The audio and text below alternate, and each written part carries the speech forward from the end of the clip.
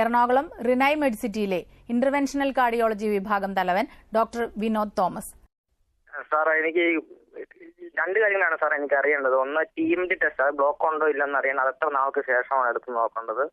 പിന്നെ കൊളസ്ട്രോൾ എപ്പോഴാണ് എടുത്ത് നോക്കേണ്ടത്? ഓക്കെ, ഇതിൽ പ്രധാനമായിട്ടും ഉള്ളത് ഒരു കൊളസ്ട്രോൾ എപ്പോഴാണ് ചെക്ക് ചെയ്യേണ്ടത് എന്നുള്ളതാണ്. ഒരു കൊളസ്ട്രോൾ നമ്മൾ സാധാരണ രീതിയിൽ ഇപ്പോഴത്തെ ഒരു ഇതനുസരിച്ചിട്ട് ഒരു 20 വയസ്സിന് മുകളിൽ ഉള്ള ആളുകൾ വർഷത്തിലൊരിക്കൽ കൊളസ്ട്രോൾ ചെക്ക് ചെയ്ത് നോക്കേണ്ടതാണ്. അത് വെറും കൊളസ്ട്രോൾ നമ്മൾ നോക്കിയാൽ പോരാ, അതിൻ്റെ വേർതിരിച്ചിട്ട് നല്ല കൊളസ്ട്രോളും ചീത്ത കൊളസ്ട്രോളും അതുപോലെ തന്നെ ട്രൈഗ്ലിസറൈഡ് എന്ന് പറഞ്ഞ കൊളസ്ട്രോൾ ഉണ്ട്. ഇത് നമ്മൾ വേർതിരിച്ച് ലിപ്പിഡ് പ്രൊഫൈൽ എന്ന് പറഞ്ഞിട്ടുള്ള ഒരു ടെസ്റ്റ് തന്നെ, അത് ആഹാരം കഴിക്കാതെ എടുക്കണം, കഴിച്ചിട്ട് എടുക്കരുത്. ഒരു 12 മണിക്കൂർ ആഹാരം കഴിക്കാതെ രാവിലെ നമ്മൾ ചെക്ക് ചെയ്യണം. അത് വർഷത്തിലൊരിക്കൽ നമ്മൾ ചെയ്താൽ മതി. പിന്നെ അതിൻ്റെ വാല്യൂ കൂടുതലാണെങ്കിൽ എന്ന് വെച്ച് കഴിഞ്ഞാൽ ഒരു കൊളസ്ട്രോളിൻ്റെ അബ്നോർമാലിറ്റി നമ്മൾ കാണുകയാണെങ്കിൽ ഒരു 3 മാസം അല്ലെങ്കിൽ 6 മാസം കൂടുമ്പോൾ നമ്മളത് വീണ്ടും ചെക്ക് ചെയ്ത് കൺഫേം ചെയ്യേണ്ടതാണ്. പിന്നെ ട്രെഡ്മിൽ ടെസ്റ്റിംഗ് എന്ന് പറഞ്ഞു കഴിഞ്ഞാൽ നമുക്ക് ഒരു ട്രെഡ്മിൽ എന്ന് പറഞ്ഞിട്ടുള്ള ഒരു യന്ത്രത്തിൽ നമ്മൾ നടന്ന് ആ സമയത്ത് ECG എടുത്ത് നോക്കുകയാണ്. ഇതിൽ നമ്മൾ ചെയ്യണം എന്താണെന്ന് വെച്ച് കഴിഞ്ഞാൽ ഹാർട്ടിന് ഒരല്പം സ്ട്രെസ്സ് കൊടുക്കുന്നു. എന്ന് വെച്ചാൽ നമ്മൾ നടക്കുന്ന സമയത്ത് അല്ലെങ്കിൽ നമ്മൾ എക്സസൈസ് ചെയ്യുന്ന സമയത്ത് ഹാർട്ടിന് കൂടുതൽ രക്തത്തിൻ്റെ ആവശ്യം, ഡിമാൻഡ് കൂടുതൽ ആവശ്യം വരുന്ന സാഹചര്യത്തിൽ നമുക്ക് ബ്ലോക്കുകൾ ഉണ്ടെങ്കിൽ നമുക്ക് അറിയാൻ പറ്റും.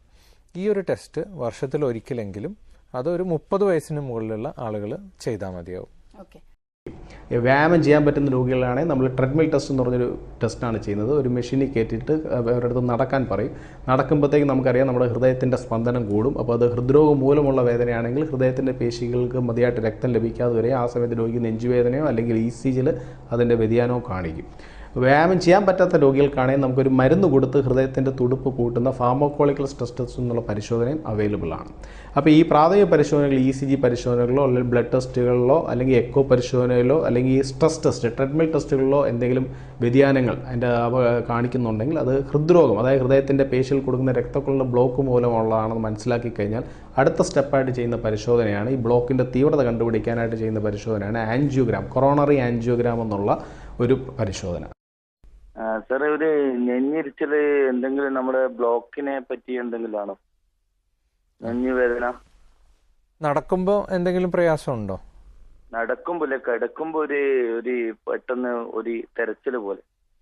ഓക്കെ, സാധാരണ രീതിയിൽ ഞാൻ നേരത്തെ പറഞ്ഞല്ലോ, ഒരു നെഞ്ചിൻ്റെ ഒരു വേദന എന്ന് പറയുമ്പം കൂടുതലായിട്ട് വേറൊരു സിംറ്റം കൂടിയുണ്ട്. ഈ ചെസ്റ്റ് പെയിൻ നമുക്ക് ഹാർട്ടിൻ്റെ ആണോ എന്ന് നമുക്ക് ഐഡൻറ്റിഫൈ ചെയ്യാനായിട്ട് സാധാരണ രീതിയിൽ അത് നമ്മൾ കൂടുതൽ വ്യായാമം ചെയ്യുക അല്ലെങ്കിൽ നമ്മൾ എക്സേർട്ട് ചെയ്യുമ്പം നമുക്ക് പലപ്പോഴും ഒരു കയറ്റം കയറുക അല്ലെങ്കിൽ നമ്മൾ ഒരു ബസ് നിർത്തിയിട്ടിരിക്കുന്നത് നമ്മൾ പെട്ടെന്ന് അതൊന്ന് കയറാനായിട്ടുള്ള നമ്മളൊന്ന് റഷ് ചെയ്യുക, അങ്ങനെയൊക്കെ ചെയ്യണ സമയത്ത് നമുക്ക് ഈ ഒരു ഭാരം കൂടി അല്ലെങ്കിൽ ഒരു പ്രയാസം കൂടുന്നുണ്ടെങ്കിൽ അത് ഹാർട്ടിൻ്റെ ഒരു ലക്ഷണമാണ്.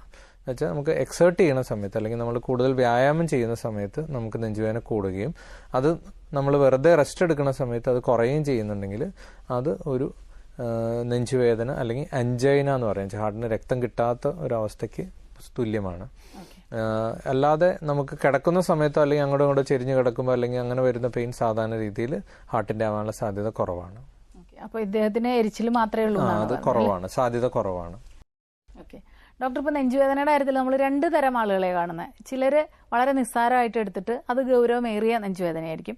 ചിലർ ഇത് ഒരു ചെറിയ നെഞ്ചുവേദന വരുമ്പോഴേക്കും ഹൃദ്രോഗമാണോ എന്ന് സംശയിക്കുന്നവർ. അപ്പോൾ അങ്ങനെയുള്ളവരോട് എന്താണ് ഡോക്ടർക്ക് പറയാനുള്ളത്? ഇതിൽ ഈ 2 തരത്തിലുള്ള ആളുകളെ നമ്മൾ എല്ലാ ദിവസവും കണ്ടുകൊണ്ടിരിക്കുന്നുണ്ട്. അപ്പം ഇതിനകത്ത് ഏറ്റവും പ്രധാനമായിട്ടുള്ളത് ചെസ്റ്റ് പെയിൻ എന്നുള്ളത് നമ്മൾ വളരെ ഗൗരവപൂർണ്ണമായിട്ട് പരിഗണിക്കേണ്ട ഒരു സിംറ്റം തന്നെയാണ്. നിസ്സാരമായിട്ട് എന്തായാലും നമുക്ക് തള്ളിക്കളയാൻ പറ്റില്ല. പിന്നെ ഉള്ളതെന്ന് വെച്ച് കഴിഞ്ഞാൽ നമ്മൾ നെഞ്ചുവേദന നോക്കി അതിനകത്ത് വേറെ പ്രശ്നങ്ങളൊന്നുമില്ല, ഒരു ഡോക്ടറെ കാണിച്ചു, അതിന് വേണ്ട ബേസിക് ടെസ്റ്റുകൾ എടുത്തു, അതിനകത്തൊന്നും കുഴപ്പമില്ല. അങ്ങനെയാണെങ്കിൽ പിന്നെ നെഞ്ചുവേദനയെ പറ്റി ഒരുപാട് നമ്മൾ പാനിക് ചെയ്യേണ്ട ആവശ്യമില്ല. പലപ്പോഴും അമിതമായൊരു പേടി ചിലരിൽ ചിലപ്പോൾ വരാറുണ്ട്, നെഞ്ചുവേദനയെ പറ്റിയിട്ട് ചിലപ്പോൾ ഉണ്ടാകാറുണ്ട്. പക്ഷേ നമ്മൾ ഒരു പ്രോപ്പർ ചെക്കപ്പ് നമ്മൾ ചെയ്തിട്ട് ഉണ്ടെങ്കിൽ പിന്നെ നമ്മൾ ആ നെഞ്ചുവേദനയെ പറ്റിയിട്ട് പറയേണ്ട ആവശ്യമില്ല. പക്ഷേ നെഞ്ചുവേദന തീർച്ചയായിട്ടും നമ്മൾ ശ്രദ്ധിക്കേണ്ട ഒരു സിംറ്റം തന്നെയാണ്.